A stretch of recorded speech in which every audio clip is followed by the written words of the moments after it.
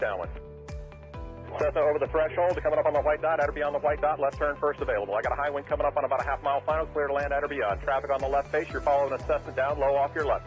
Square it up just a little bit, and then we're going to get you in. Start your descent, though. Start your descent on the base. Traffic on final, give me follow on base.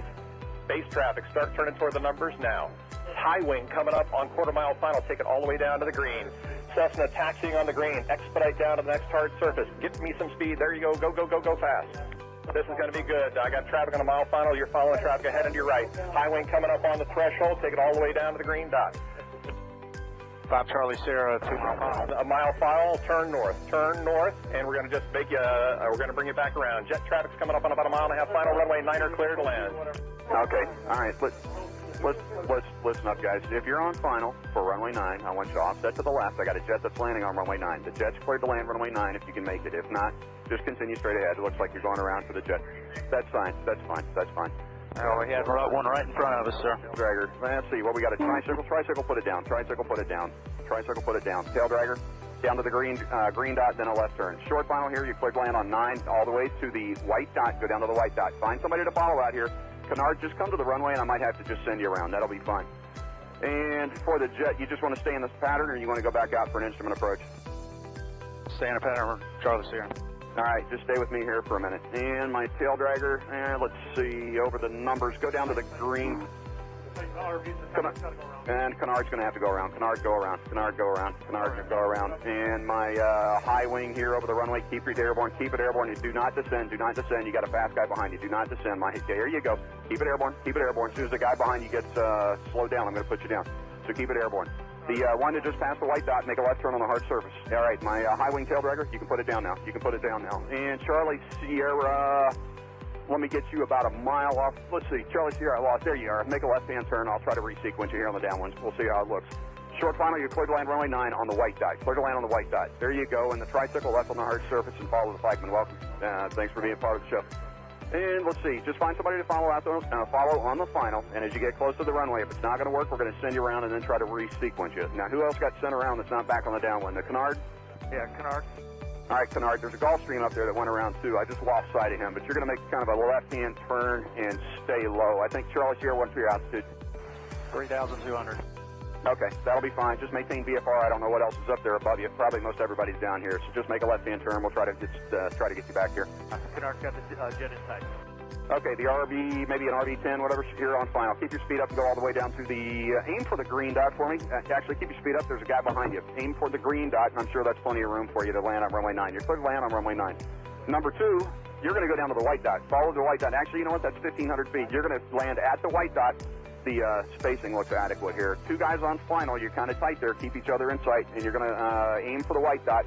If it's not going to work, we'll come up with a plan B. We might have to send you around. The second guy behind you out there in about a 2-mile final. Are you slow enough to be able to follow that guy in front of you? You need to go around. Well, I probably shouldn't ask that because I had about 5 guys answer me, so I should know better than that after 35 years, you would think, right? All right, so let me see. The guy who's number 1, it's number 1. What kind of airplane is he? An RV type. All right, RV type. Keep it airborne for me. Keep it airborne. And I got a fast guy behind you. The number 2 guy over the trees there. Go ahead and put it down on the numbers. Put it down on the numbers. My first guy just coming up on the numbers at the over the grass at the numbers. I want you to keep it. T-minus 1 minute and counting. Hello.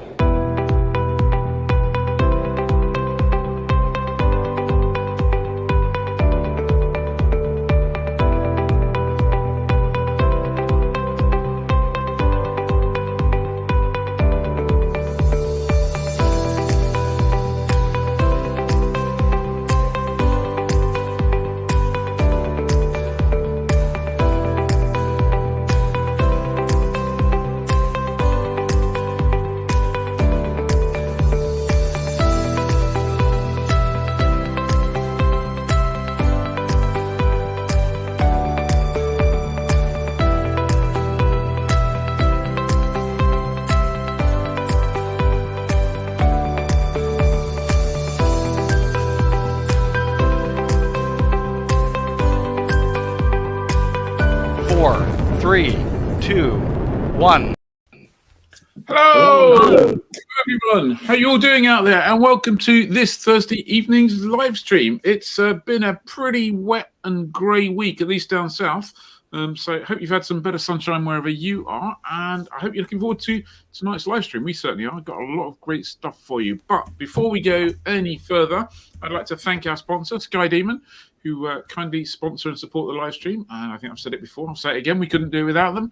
And here for you is this week's Sky Demon tip. Now, check this one out.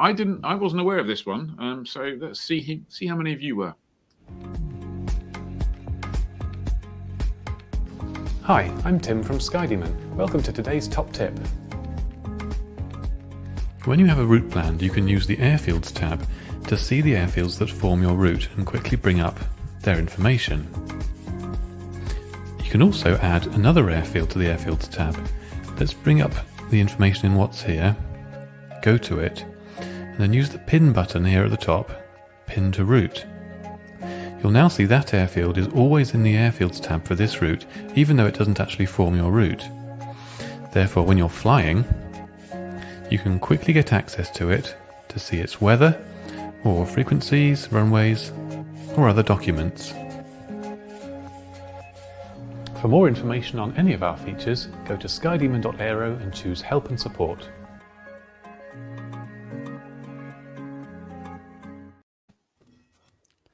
Very good. Good one. I got the impression Tim was quite excited about that because middle of the way through, he's like, and when you're flying, you can do this. He says, Yeah. Yeah, I mean, He kept the Yeah, eyebrows but- under control, though, didn't he? he did. Yeah, he Did did. you have a starring role? Yeah, no, I think that's going to be a useful feature actually for planning those en route diverts, just so you can keep an eye on various bits and pieces. And of course, having a little, if you're based at a strip, it's probably good to have your kind of local proper airport, as it were, around there. But anyway, there you go. So, what do we got coming up tonight? Tim Frisco, living proof that no. I've never imagined Tim as a superhero, but there we go. I think Tim's a superhero for bringing us Sky Demon. I mean, we were just talking about this before we kicked off. We were talking about with Simon about First Solo and stuff like that. And can you imagine what it would be like to go back to telex printing, plogs, maps, charts, not having a moving map, GPS, and not be able to. You can plan a route to the south of France in about 10 minutes now. Before there was like stuff spread all over the floor and different types of. Oh, what a nightmare! Anyway, enough of that. We have got a great show for you tonight. We got Mack Rutherford, who has just joined us, I think, in the green room. So he'll be on after the news. So if there's anyone in from Belgium waiting to see Mack, then we'll get through the news and get to that when we can. So without making you wait for too long. I know last time that happened, you got a little bit jumpy over there, so we don't want that again. So I think let's move straight to the news in that case, unless I've forgotten anything else. How about the weather? You know what? There's the weather first, and he's down there looking at me as well. And we were talking to him earlier. Simon, let me bring you in. I'll let you off. All right, okay. I thought I was once seen, never forgotten, but obviously I have been. Right. Let me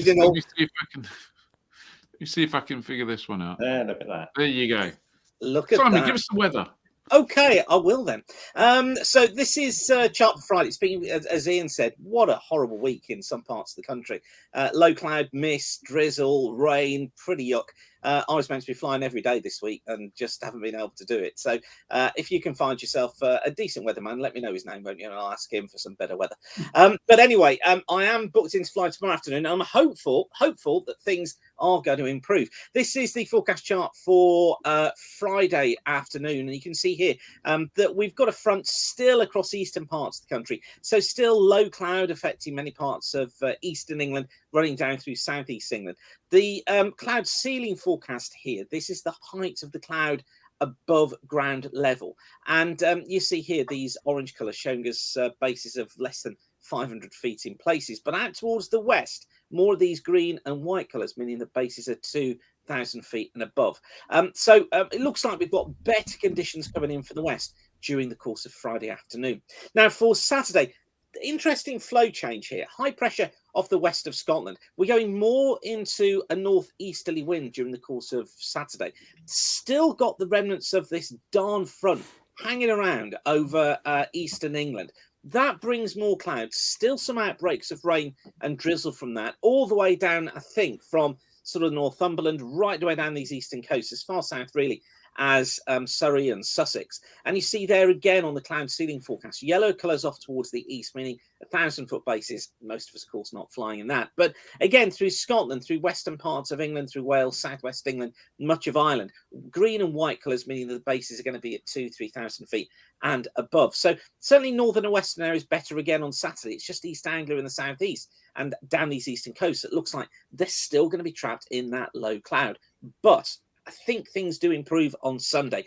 One good thing about a northeast wind is that eventually it starts to bring in a little bit of drier air. So although I think on Sunday high pressure is over the top of us, I do think we will have a fair amount of cloud, but the bases of that cloud will be higher. So sort of 2,500 to 3,000 foot bases on Sunday. Improved visibility as well. So as far as the weekend goes, I think Sunday is going to be the pick of the days. Not for most of us, I should say, because sort of Scotland and as we said there, western parts of the UK look pretty good on Saturday afternoon.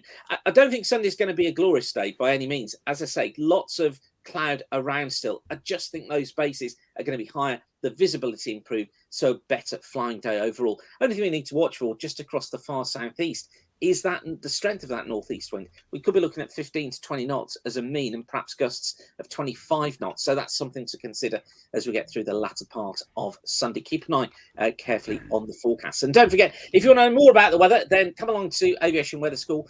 My next Part 1 Aviation Weather School is going to be presented entirely live by me online on the consecutive Saturday mornings of the 12th and 19th of March between 09:30 and 12:30 hours. For more information on that, book your place now. Go to weatherschool.co.uk. And if you didn't join us last night, Flyer Club members, for our webinar, I was giving my flying tips, weather tips for spring. If you didn't join us for that, then I think it's up now, isn't it? The recording available to watch. So hopefully go and watch that. And I think you'll find some useful hints and tips for the weather as we go into spring on there. Have a great weekend, folks. I'll see you next week. Thank you, Simon. Fantastic. There you go. Thank you very much, Simon. Hello, Mac. How you doing? We'll get to you in a short while. Mac's waiting in the green room, so that's great. So let's get on with the news and go straight to the first story, which is all about free money. Ed, tell us about free money. It is a free money, and this is a great free money offer because so often, and so this is a bursary, new bursary. It's a one-off from Pooley's and LAA. They've got together. It's Pooley's 65th anniversary, and they've approached LAA. And they've put together a spring solo bursary. The important thing here is it's aimed at an aspiring pilot of any age and background, and you don't have to be an LAA member to apply either. So it's completely open. So if you know someone who is thinking about learning to fly, this is an opportunity to get £1,500 towards going solo, and it's fantastic. All you need to do is answer the question give an answer in 250 words of why do I want to fly. We'll stick an email up, which is the LAA submission email. And basically the best response, judged by the LAA, will secure the pilot a bursary. The important thing here is the bursary, it's a spring solo, is only open, applications are only open for this month, so that's March, so between the 1st and the 31st of March. So you're going to have to act fast. But if you know someone who wants to learn to fly, this is a great opportunity to get £1,500 towards doing that. And that's definitely going to get you solo. And let me tell you, that's £1,500 for 250 words. That is significantly more than we pay freelance writers at Flyer. That will probably be the best earning 250 words you've ever written if you win that, I have to say. So there you go. I've put a note in the comments, LA Spring Solo Bursary, and the email, and I'll put the.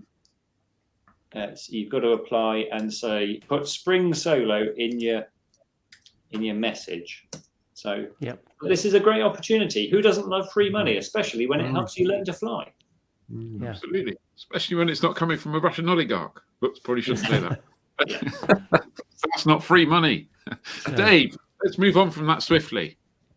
Well, actually, we're staying pretty much in the same area because I've got a bit of news about Ukraine. We know that some of our industry colleagues are based in Ukraine. So, yeah, it's bad news for some of them. Flight Design in particular is a German company, but their manufacturing base is in the city of Kherson. I don't know if I said that right. I've been listening to the BBC, but anyway, it's Kherson. That is now in the hands of the Russian army. So I have not heard from Flight Design yet about what their plans are.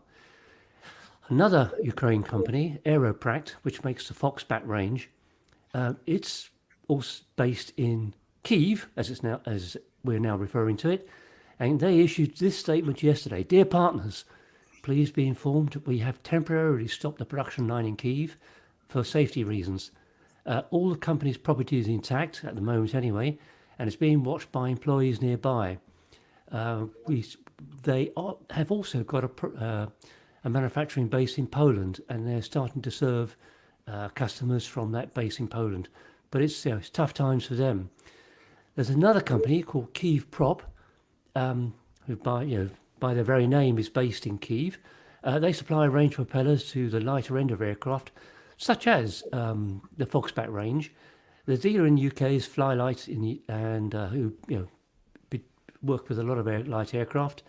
We've not heard anything from them, but being based in Kyiv is obviously not a great place to be at the moment. It does have a big US operation, so if you have a Kyiv prop, then maybe it will be serviced by them.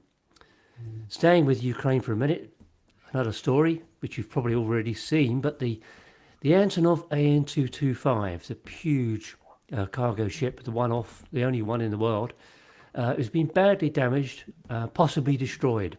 There's been some inconsistent reports about this, whether it's still intact or whether it's what.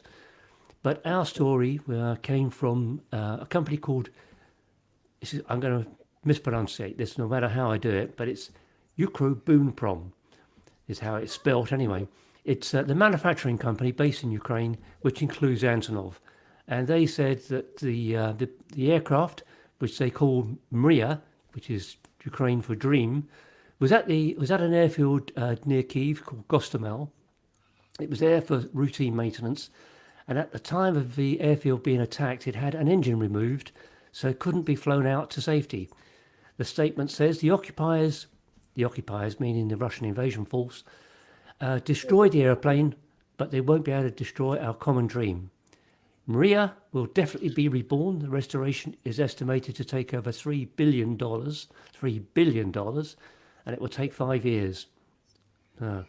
We've seen various pictures come out of, on Twitter and things like that, and some say the aircraft is protected by a hangar, but we've seen pictures where it's basically been on fire and is broken. So, yeah. There is another one in part, or there's another one that not been finished, isn't there? In a hangar somewhere else. I guess. What a complete and utter nightmare! It's unimaginable to anyway. Yeah. Well, in a modern day world, to think that is that's going on. Yeah. Ridiculous, bloody ridiculous. Right, on a change of the subject, moving to something a little bit, it's not really lighter. ICAO have agreed some new Q codes for hang gliding and paragliding, which basically previously were lumped in with parachuting. So it was kind of the Q code basically said it was a kind of parachute. So you're flying along going, oh my God, there's a whole load of parachuting. And they've kind of decided that that's more appropriate to be lumped in with gliding, as it were. So the code WG, that's Whiskey Golf, will now be the Q code for glider flying, paragliding, and hang gliding. So that should make making sure that you know your hang gliding, paragliding, gliding from your parachute jumping stuff a little bit clearer on the maps. Dave, I think you've been looking at an amazingly informative study. Well, yes. The CAA launched a survey and an ongoing trial of active carbon monoxide detector devices. They launched it last year, and they had their first report earlier this week based on the first 3 months of the trial. It revealed, you have to say, it didn't reveal a lot at first glance. I'll go through some of the items and key findings in a minute, but I have had a chat with somebody at the CEA about this, and they don't want to say too much at the moment, partly because the whole motivation for this trial was the accident involving footballer Emiliano Sala, where CO poisoning was a possible cause of the accident. That's still ongoing, so they can't say too much about that, and it's a very sensitive subject. Anyway, the key findings in the initial report is that there are 86 people taking part in the trial, so 90 individual aircraft, 2/3 of the aircraft are C of A, the other third is permit. Interestingly, 40% of the aircraft are over 41 years old. The thing that sort of stood out really was that over 80% of the reports by these people participating is that they have had no CO alerts, carbon monoxide alerts, during that trial period. You know, you kind of wonder whether it's worth it, but you know, it's a worthy thing. There have been 25 reports of CO alerts, and 22 of those were on aircraft that are at least 31 years old. The CAA is deducing that older aircraft are more prone to carbon monoxide leaks. But however, the majority of those are very low level, and there were no reports of poisoning symptoms such as dizziness, headache or fatigue. It's an ongoing trial. The CAA is very careful to say that they've carefully accumulated these people participating, and they'll see how it goes. They also, because they read our story that we have on the website, they also went on to read Ed Hicks's test of active CO devices, which amazingly they hadn't seen before, but they found it very interesting, and they're going to include that in the ongoing trials. So I've just become part of the trial inadvertently. Yeah, here's some carbon monoxide. Suck on this. That's it. Yeah, it is interesting. That's what I found in the test, is that a more modern aeroplane, you know, built with kind of keeping CO out the cabin in mind, did really well and didn't show. And when I tested, had no alerts at all. But but flying in a much older aeroplane, a 1940s Piper Vagabond, that was kind of letting in 50, 60 parts per million. And while that's kind of low, it's still, you know, you're still getting an accumulation of the gas. And there is a certain level that you can tolerate for time. But if the one thing that comes out of the trial is that people have a better understanding of actually, there's some good active CO monitors out there, and some of them are quite good value, and everyone understands, you know, what they're being exposed to. That can be a good thing. So it's certainly a step up from those little stick-on plastic plaques with the orange dot, which really, unless they're exposed to concentrations, aren't going to tell you very much. So, or as the pilot says, use a canary. Worked for years. If the canary's flying around the cockpit, does it add to the max all-up weight or not? Does it become an aircrox? Ooh. Anyway, while everyone ponders that, Ed, tell us quickly about the Duxford General Aviation Day. That's kind of disappeared off their website. Yes. So Duxford news, the Duxford GA Day. There was some confusion over the Imperial War Museum's GA Expo Day at Duxford, due to take place at on the 23rd of April. It got removed from their listings, and some began to think that it was cancelled. Well, we checked with the organisers. They confirmed there's been some listing issues, but it's still due to happen, and they promise more information will be published next week. So if you were thinking of going to that, it is still on. Good. Interestingly, if you get an automatic reply from them saying we'll get back to you in 5 days or something, and the automatic reply from the Imperial War Museum has a link to the website, and you click on the link to the website, and it's the one saying for the 2020 show that was cancelled due COVID. And you think, if you can't get that right in the freaking email that you send back to people, how can you actually even organise a limp sausage roll, let alone anything else? Come on, Duxford, sort it out. We're definitely not perfect. Sausage roll. I'm just trying to imagine that. Right, Johnny. Just very quickly, Stuart says, remind us of the CO detector we tested. That is the Aviate Inspector, and I've put a link in the comments which will take you straight to the test in the issue of Fly we did, which was a couple of issues ago. I pinged that up while you were talking, but people would have had to join the dots. So thanks for joining. And I think there's an advert in the mag and possibly going around online, which gives you a discount code off it as well. So if you fancy one, they're good bits of kit. I liked it. Perfect. There you go, Johnny. Farway. Yeah, Farway Common. They've got a new website now, which we can put in the comments if somebody can stick it in there. And they've also decided to merge their welcome fly-in and their LAA fly-in. So it's going to be on the same date now, 18th of May, with the hangar party. June. Thank you. June. 18th of June with the hangar party. So people can stay, camp over, all that kind of thing. We might well end up going there because I think all four of us are keen to try it out. Now it's under new ownership and obviously for sad reasons, but a new airfield to try out in a new sense. So we'll hopefully see many people there. Yeah, absolutely. Okay, got a little bit of internal news here.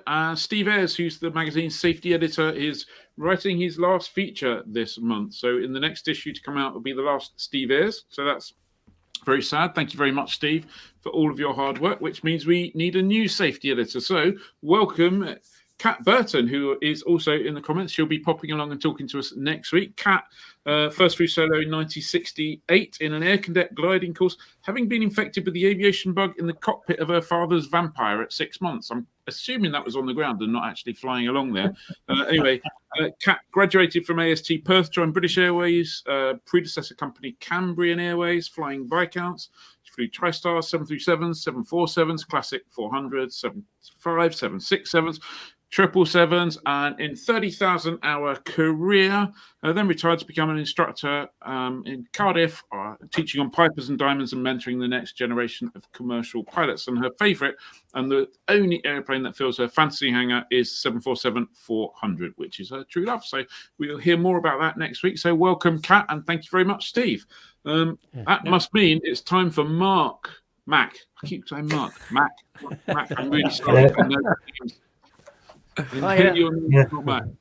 Let me put you on here. There you go. Thank you very much. Mack, welcome to the show. Hope you've enjoyed it so far in the background. Johnny, who I'm going to move to the top, he's now going to chat away. Brilliant. Well, thanks for joining us, Mack. How are you? No, thank you very much. Good. So, first of all, just talk us through how old you are and what the record is that you're going to hope to beat. So I'm 16 years old, and I hope to become the youngest person to fly solo around the world. Fantastic. And so talk us through the airplane you're using. You're not going to use the exact same airframe as your sister, are you? You're using a different one, but same type? So I'm also flying a Shark, and it's also a Shark microlight. It's not the exact same one though, so you can see in the background as that one. We've already put almost all the stickers on it, and so it's quite exciting. Fab. So have you had much time to actually get to grips with this Shark and fly it? So I've already gone to Slovakia for a few days, and they've gone through the engine. I've been able to do circuits and tell them, and they've been able to tell me in which situation I do what, and so it's been really helpful. And are you kind of kitting it out in the same way that Zara's was, with cameras and there was a fuel bladder in the back seat, I think, wasn't there? So same as with Zara, we'll be taking out the back seat to replace it with a fuel tank. And we're also going to be putting cameras, and we're actually hoping to be able to do a few live streaming capabilities. It's not going to be high quality or anything, but so that's quite exciting. Brilliant. So how's that work? Are you going to get some kind of satellite or Starlink or something like that? Well, yeah. So I have an Iridium. I'm not quite sure how it works, but there's a thing which then links the cameras to the satellite. And so instead of doing with Wi-Fi connection or 3G or something, you end up using a satellite connection to transfer films in real time. That sounds interesting. Something, if it works well, we might have to have a look at the setup and see how that could feature on Flyer, I think. Yeah. I can see Ian's cogs are whirring. So talk us through your sort of flying history, because you are young, but how many hours have you got? What types have you flown? When did you get your license? Well, so in terms of my hours, I'm not quite sure entirely how much I've got logged. I've got quite a few, but I've got huge amounts of hours outside of logbooks because, like my sister, I've been flying basically since I was born, and it's been ramping up in the past 3 years, and I've done 2 transatlantics with my dad to prepare for this.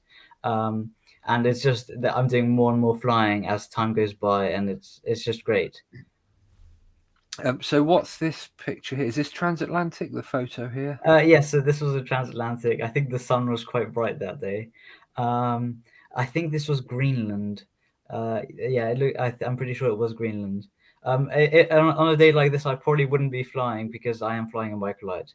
But because I was with my dad in an IFR aircraft, it was fine. Yeah. So what has he kind of taught you in terms of, getting yourself prepared for the flight? What tips and what advice and what things have you learned from him over these, ferrying trips that you've been doing?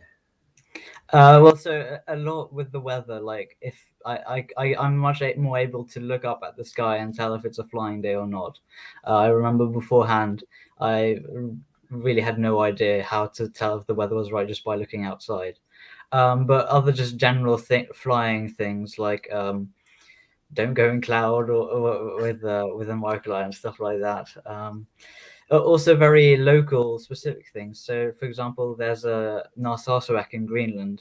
There's I think it is Narsarsuaq. You have to go through a valley, and there's a long power cable that goes through it, and so I need to stay on one side of the valley, and so it's very specific thing. But since I'm going to Narsarsuaq, it's going to be quite helpful.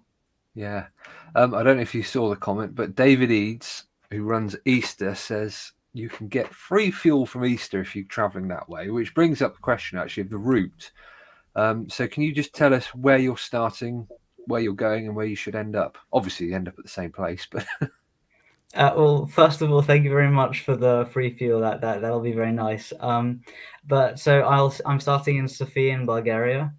From there I'm going south through the Sahara and the Congolese jungle all the way to Madagascar. Then from there I'm going north again through Iran to Kazakhstan. Now at the moment I'm supposed to go through Russia, but with the whole situation there, we're hoping that things get better and that a solution can be found. But we're already looking for alternatives such as going through Japan. But the problem with that is that it's very complicated because normally Japan doesn't allow microlights at all inside of their country. So you need special permissions and all of those. But for the moment, we're going through Russia, then the US, Mexico, US again, Canada, Greenland, Iceland, Scotland, England, Belgium, Slovakia, and then back to Bulgaria. Wow. Yeah. So of all of that, which bit are you looking forward to the most? Well, so I'm looking forward to. There isn't a single spot that I'm looking forward to the most, but I'm looking forward a lot to things like the Saharan desert, the Congolese jungle, and like the Iranian mountains, which seem like incredible places to go that not many people can see in their lifetimes. Yeah, brilliant. And so back to the ferrying with your dad. What sort of aircraft types have you been flying in with him? Well, so for the 2 ferries, it was an RV-10 and a Cessna. Oh, I can't remember. It's a really rare one. There's only like 100 in the world, but I can't remember which one it was. But yeah, so those were the 2 ferries. I did my flight training in Belgium with Coyote 2s. Well, I wouldn't be able to do it with that. That would take me about 2 years.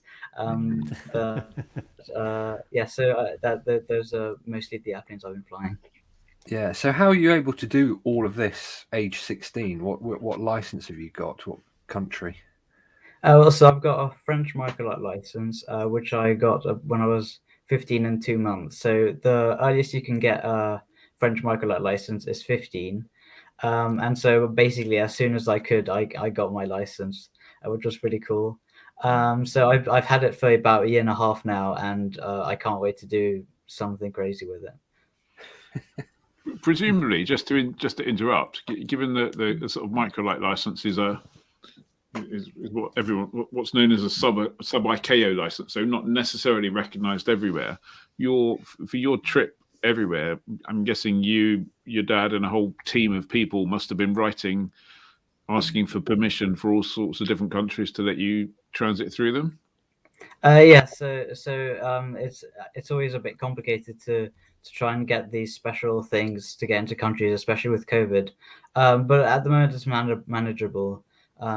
You don't normally need visas if you're going through it, and with special conditions. And yeah, to be honest, I'm not quite sure the entire process of it. I'm not very experienced in that area, but I've been trying to help where I can. When are you 17? 17th of March. Okay, so fairly soon then. Yes. Yeah. And then what I was just going to say, what's the date that you need to be back by to beat the current record? Well, the current record is Travis Ludlow, who's 18 years old. So in that way, I have lots of time. But I need to get there before the weather starts going bad again. And I also need to keep an eye out for schoolwork, because the longer I take, the more I miss. And so the more I need to catch up. You'll learn more flying than you will there. So what's your departure date? Sorry? Sorry, and your departure date, when should it be? 17th of March, normally.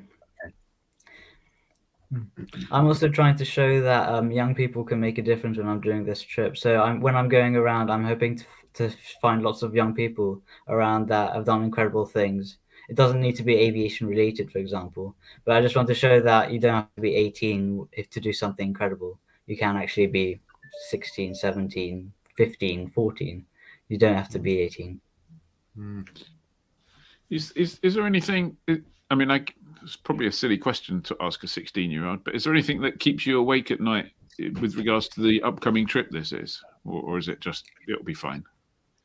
Well, I'm quite good sleep at the moment, actually. So it doesn't nothing that really keeps me awake at night. But I do sometimes get a bit stressed. Like, for example, the ocean crossings. They're definitely the some of the more stressful ones, because at the moment my longest ocean crossing is 8 hours in a single engine aircraft, which is always a bit stressful. But I'm sure it'll be fine.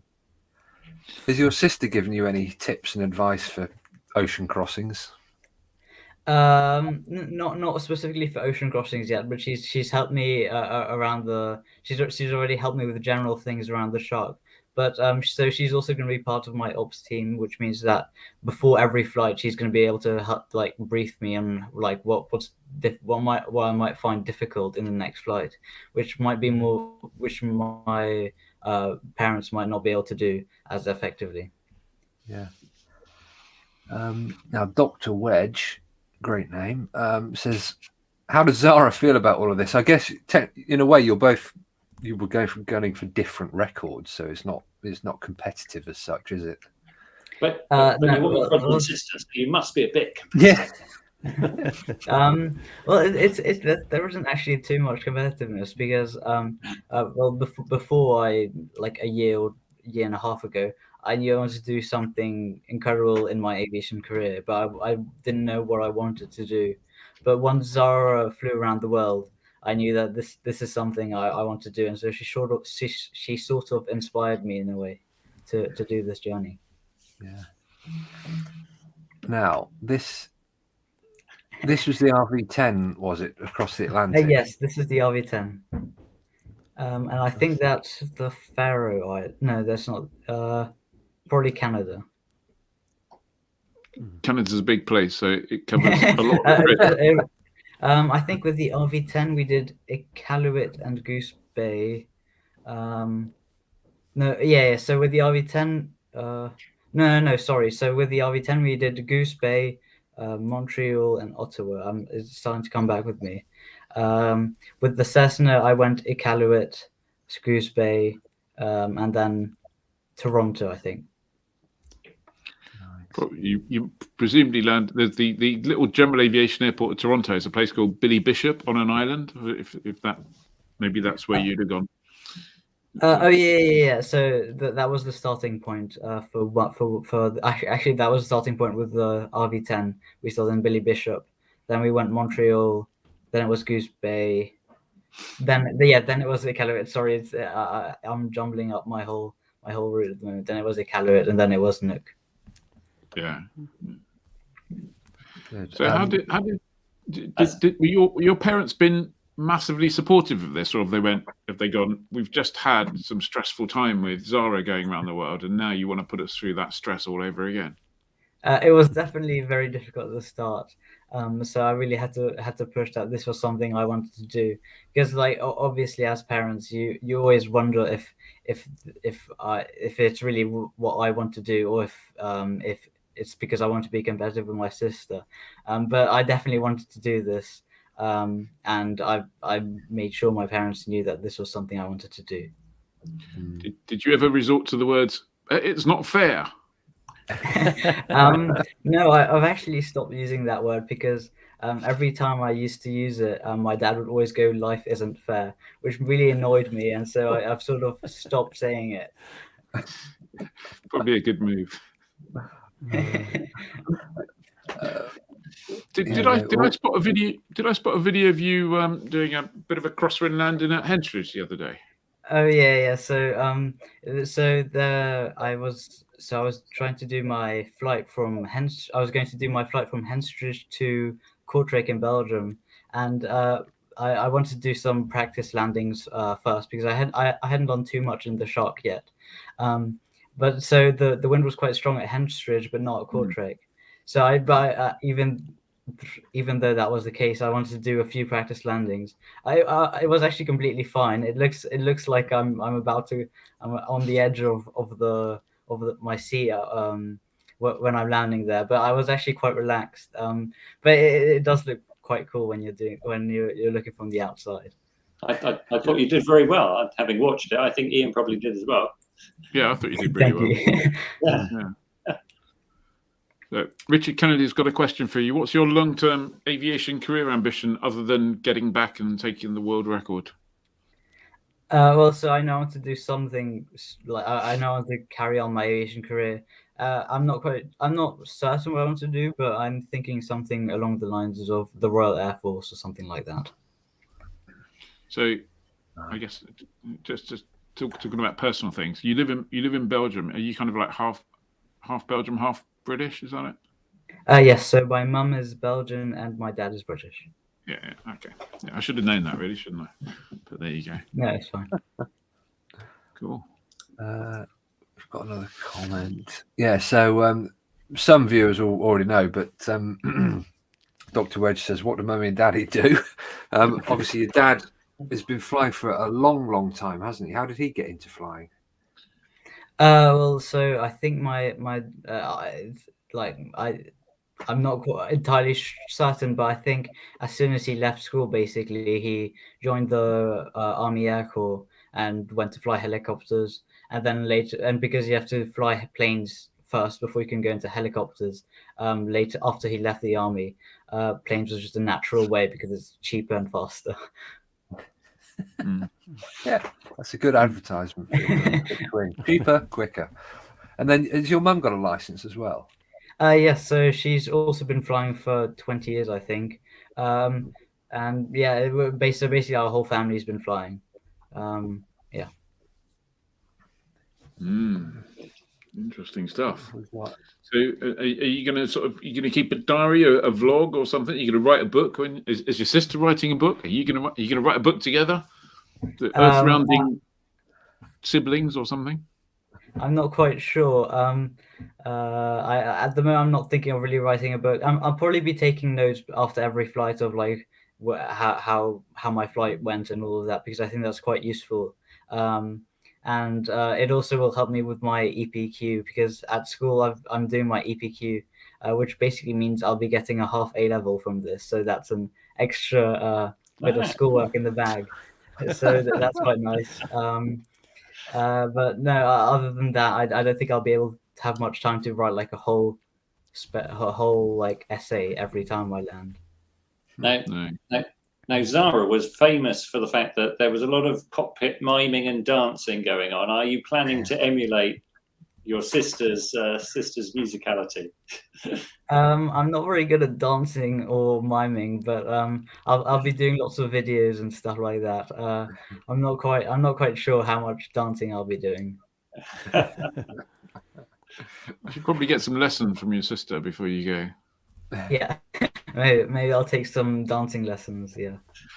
So, I mean, obviously, if you leave on March the 17th, assuming that everything goes to plan, you manage to leave in March, and that you find a route around Russia or whatever. When are you hoping to be back? Well, it should take about 2 to 3 months. So I think I'm starting in March, May, between May and June. But like nothing is steadfast. For example, my sister took 5 months when it was supposed to take about 2 months. But that is because she got stuck in Russia.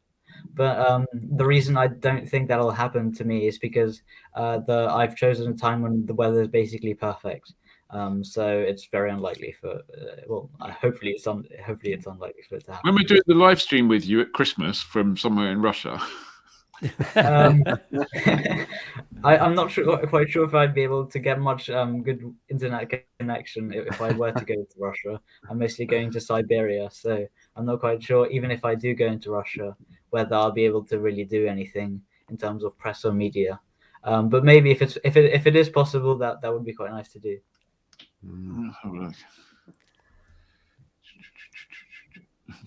Have you not missed the trick to cross? Are you flying west to east and Zara for east to west? Have you not missed the trick to cross over at some point? Well, apart, Richard, from the fact they'd have to be doing it at the same time. Yeah. Zara, just go round, start again. Yeah, maybe, but that would have been quite chaotic for my parents. For example, if I can't think, but if we managed to get into the exact wrong time zones, they could be staying up all night for every night. And also like I guess it would be technically possible, but it's a bit too much stress, even for both of us, even for the people flying. So yeah. Yeah, brilliant. Fantastic. Right, have we got any other questions in the comments? There's a little comment here from David Eads. 3 months from March 17 equals summer solstice flying at Easter. So if you're around Northern Scotland at that time, pop in. Fill your tanks up for free. That's it. Yeah. I'm just going to pop this in here just so that people don't think I'm hiding it. Darren says Ian can do dancing lessons. There is documentary evidence, and it's only because I was very drunk at the time at the Aviators Ball. Okay. Good stuff. Yeah. Do we think there's any chance of not formation around the world, but formation flying a photo opportunity in the future for you two? Well, yeah. So I'm sure at some point we'll probably be doing like where both me and my sister fly at information somewhere. But at the moment we need to be focusing more on the actual journey than something like that. Yeah. Very good. Fantastic. Brilliant. Good. Right. Well, thanks for joining us, Mack. It's been good talking to you, and we'll liaise with your dad and the team and get you on again at some point where you've got good internet and we can chat about the journey. Thank you very much. Most of all, best of luck, and hope it all gets going and you get everything sorted and just set that record. Yeah. Thank you very much. Yeah. Brilliant. Right. Time for Fancy Hangar. Cheers. Thanks, Mack. Bye-bye. Bye.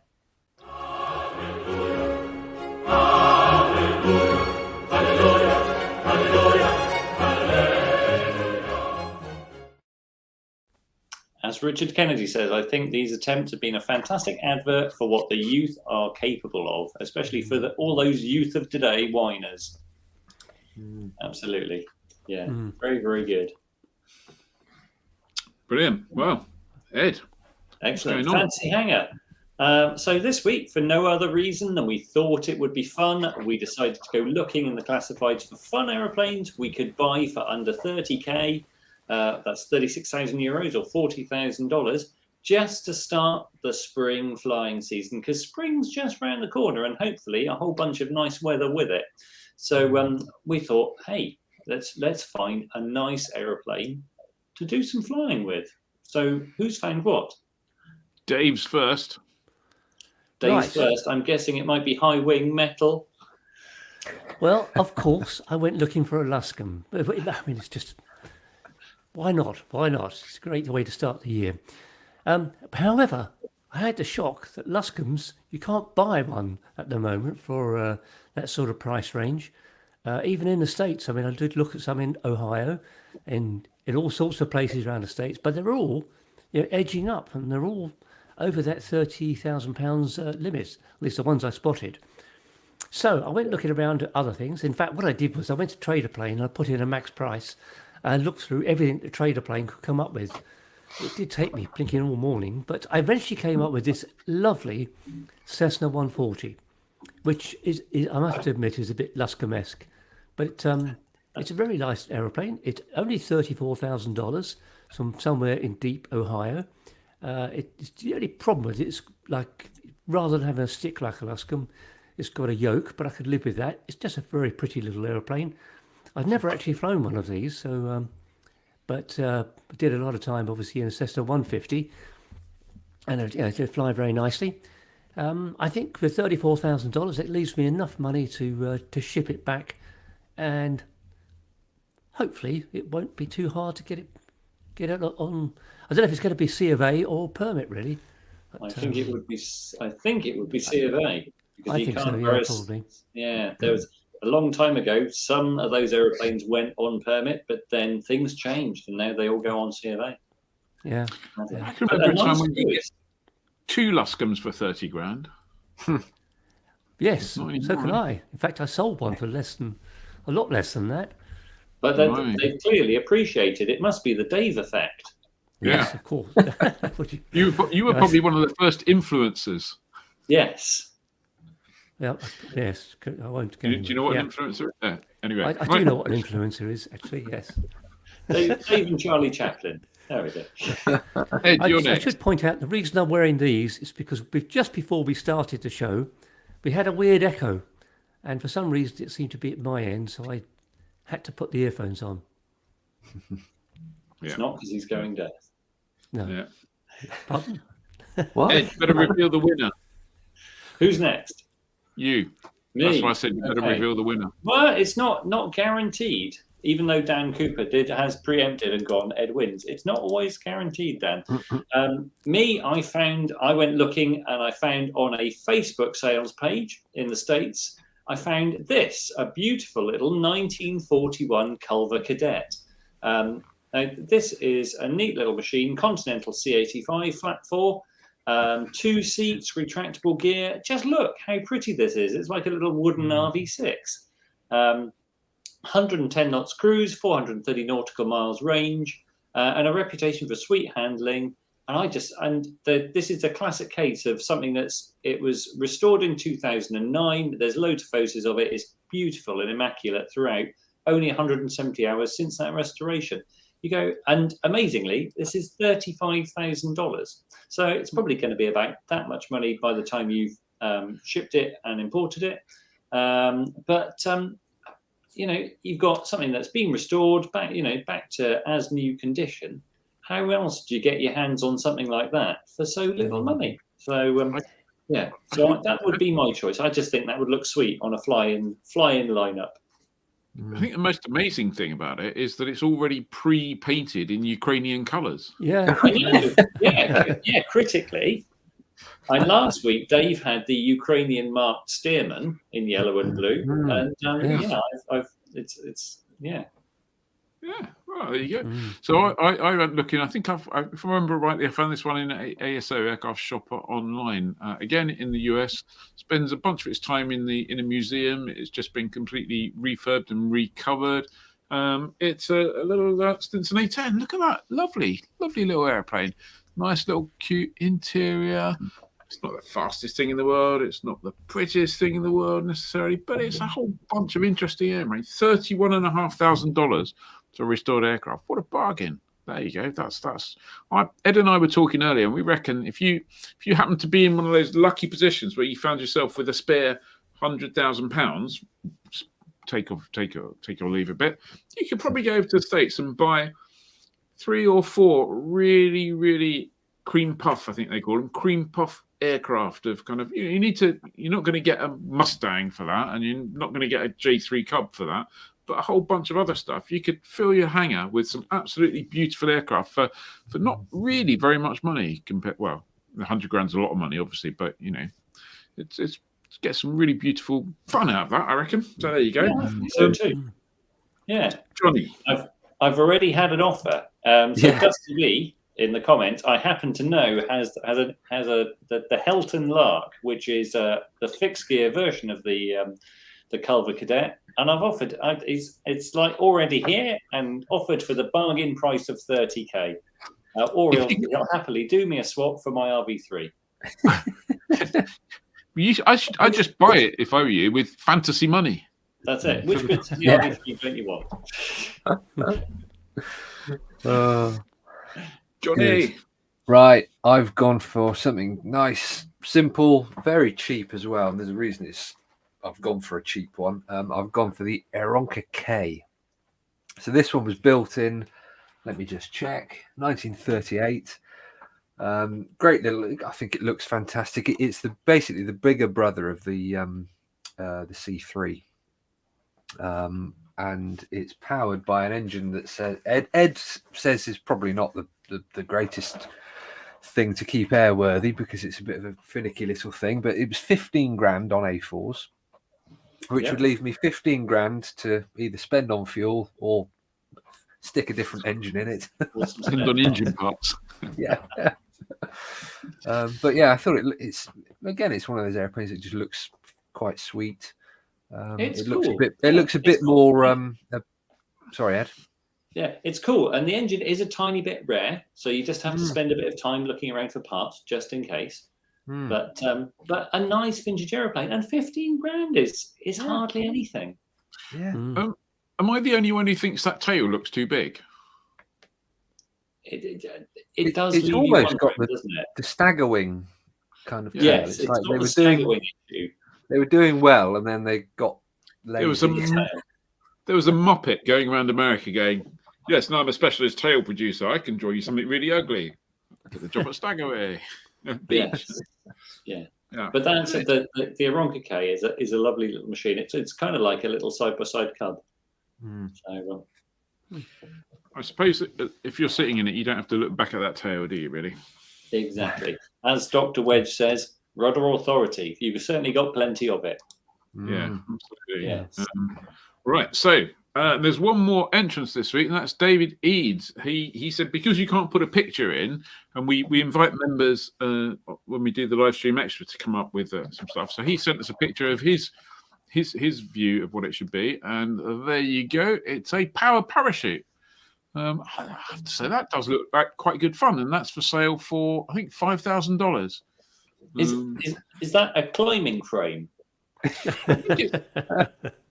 It's a climbing frame from a children's playground with some wheels on each corner and a couple of straps.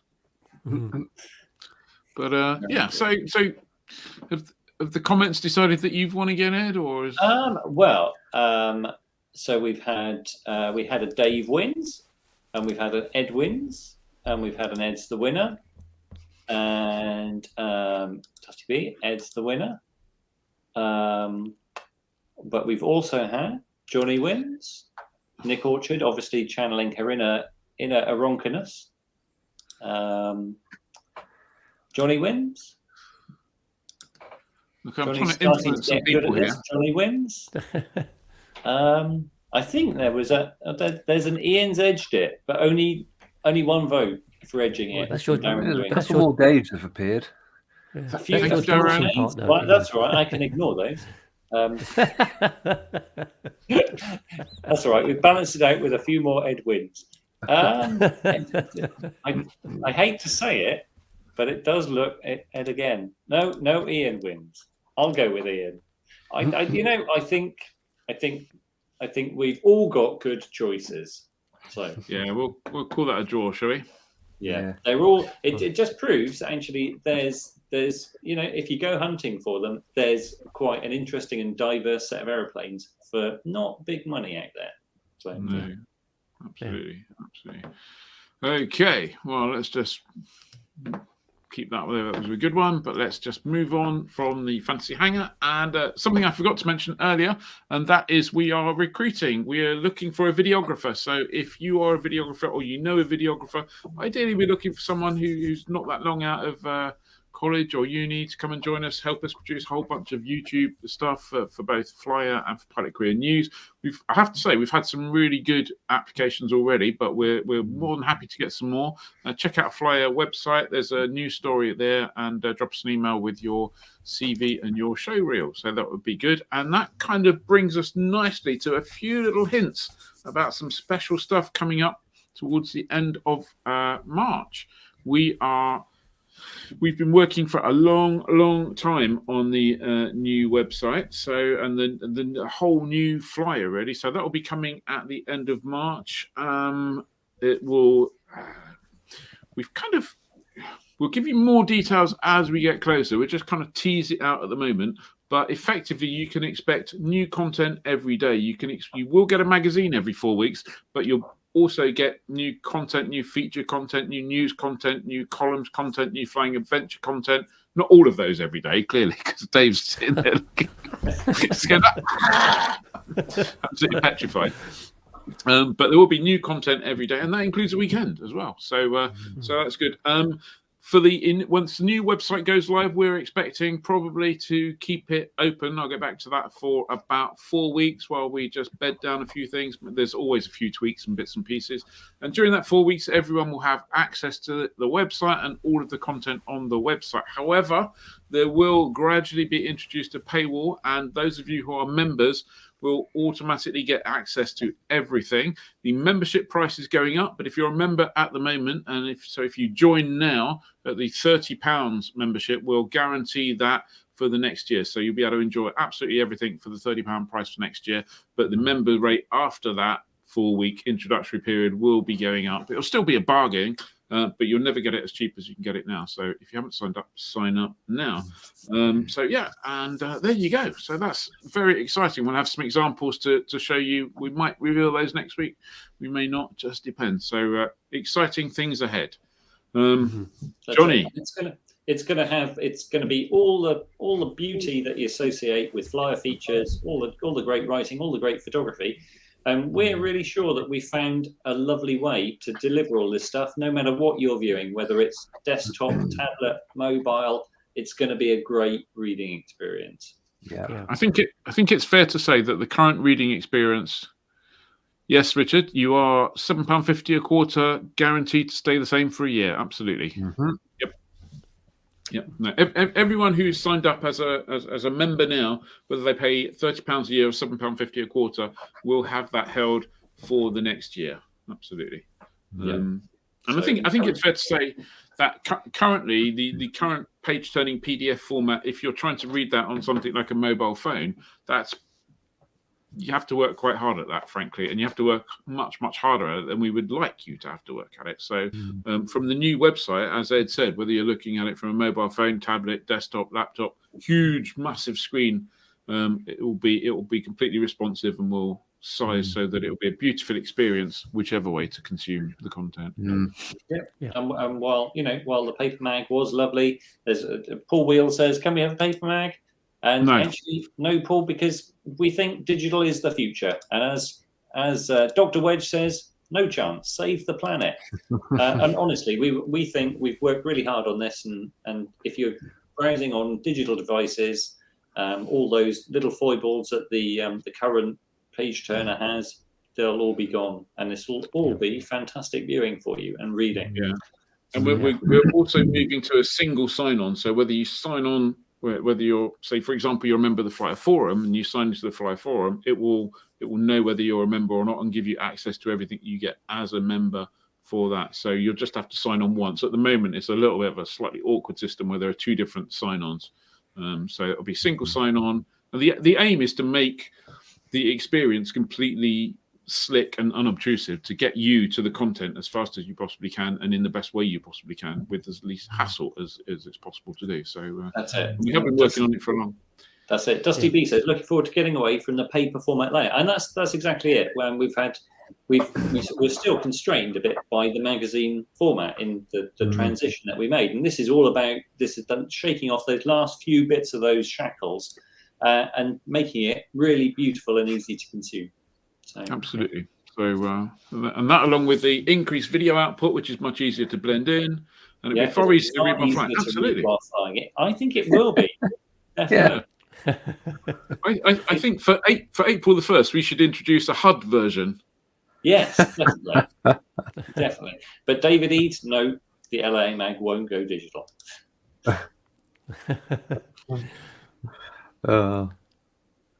Right. Events. Dave, what events have we got? Right, well, the good news here is that the Gasco safety evenings are back.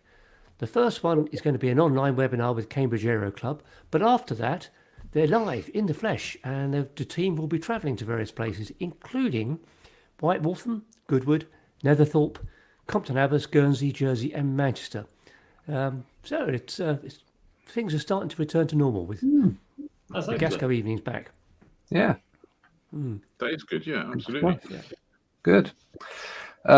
Club bits. So talking of webinars, we had our first club webinar last night, which went down really well. Good stuff from Simon. I did see one comment from someone saying their link disappeared. I'll find the comment and I'll send you an email with the link, but the same link is still active, so you can go back and watch it again if you want to. And then we'll be having another one possibly within the next month. I think it might well end up being David White to talk about flying abroad. So we'll let you know all about that as and when it gets confirmed. And just a reminder on landing fees for this month, for March, we've got Bodmin, Bagby, Longside, Perth and Rufforth East. So you can go out there, visit airfields, try them out, eat in the cafe, support them, buy some fuel, and go and make the most of it. If you're a club member. Yes.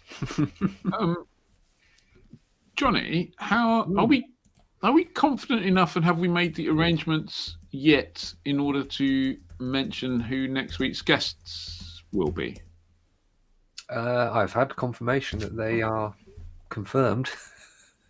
Excellent. So next week we'll have a couple of people along from the UK Civil Aviation Authority to talk about airspace and the future of airspace. So be sure to tune in for that. Lots and lots of great information, I'm sure, and the ability to ask lots of questions. So assuming that goes ahead, and I think at the moment it is looking like it's going ahead, we'll see you for that. Spoiler alert, it's not Sir Stephen Hillier. Are you sure? I'm pretty sure. Yeah. Okay. Have you done the bit about you should join now? It's only £7.50 a quarter, £30 a year, and seriously, it will never be this good. You've got weeks, only a few weeks to do it. So yeah, join the club. And the other thing that will happen with the new website is the sign-up process, which is a little bit clunky at the moment, will be also a pleasure and easy to use as well. So lots of great things from this website. It's taken a huge amount of time, I have to say. But anyway, thank you very much for joining us. We look forward to seeing you next Wednesday if you're a club member, next Thursday if you're not, and if not, why not? If you're watching this on Catch Up, please subscribe to our YouTube channel, leave a comment, click the bell so you're notified, and all that other good stuff. So thank you very much. Have a good one. Fly safe. Cheers. Take care, everyone. Bye.